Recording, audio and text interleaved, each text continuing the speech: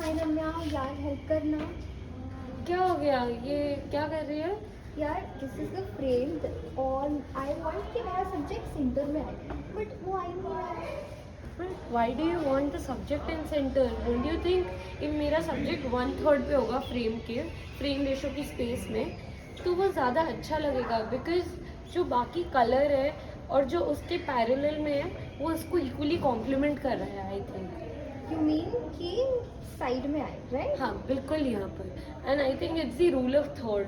And मैं जब एक फोटोग्राफर के बारे में पढ़ रही थी, हेनरी कार्टियर-ब्रेसॉ, एंड उनकी फोटोग्राफी में कॉम्पोजिशन इतने अच्छे से डिस्क्राइब्ड है ना कि हम लोग और अच्छे से उसके बारे में समझ सकते हैं, उसे जान सकते हैं कि कैसे होगा।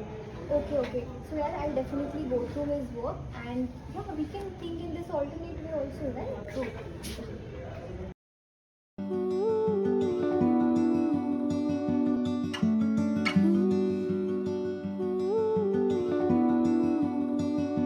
हेनरी कार्टियर-ब्रेसॉ एक ऐसे फोटोग्राफर जो अपने कॉम्पोजिशन और सिमेट्री को लेकर बहुत पर्टिकुलर थे।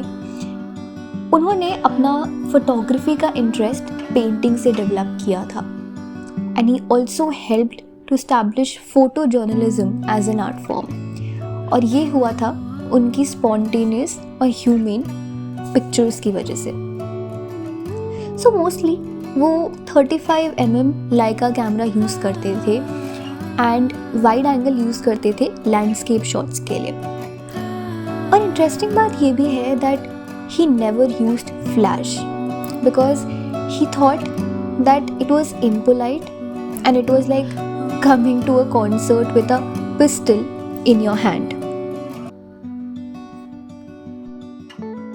हम ब्रेसॉ की बात करें और डिसाइसिव मोमेंट की बात ना करें, ऐसा तो हो ही नहीं सकता।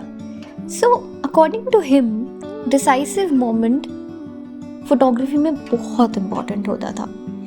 It was that one exact moment where all the elements of the environment would fall in to place and he would capture that picture. एक फोटोग्राफ है ब्रेसॉ की where he has actually done this picture where he has captured a man who is suspended in the mid-air as he hops over a large puddle.